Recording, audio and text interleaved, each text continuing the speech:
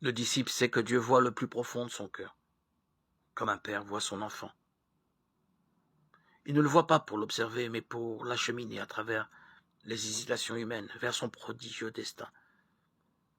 En ce dialogue, Dieu façonne son être, le modèle à partir du schéma de son rêve inouï. La parole que Dieu lui dit sans cesse fait de son cœur un cœur de disciple, de sauvé. C'est un dialogue d'un genre radicalement nouveau et original, du fait qu'il se déroule avec quelqu'un qui voit et qui voit en pleine lumière. Avec lui, pas besoin de parler pour être connu. Dieu voit les péchés et les pauvretés de toutes sortes qui occupent nos cœurs. Mais ce n'est pas pour juger. Il s'attendrit devant notre faiblesse et il a toutes les trouvailles pour nous faire accueillir son pardon. Dieu voit notre bonne volonté, notre désir jamais assouvi de pureté et d'infini. Une volonté bien limitée et fort peu efficace, mais qui suffit à Dieu pour se reconnaître. Il y voit sa marque, le reflet de son être.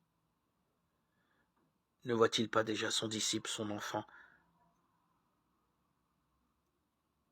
comme il voit et il entend son Église, toute glorieuse, sans tache ni ride, ni rien de tel, mais sainte et immaculée, Éphésiens 5, 27. Ne le voit-il pas déjà dans la lumière du royaume?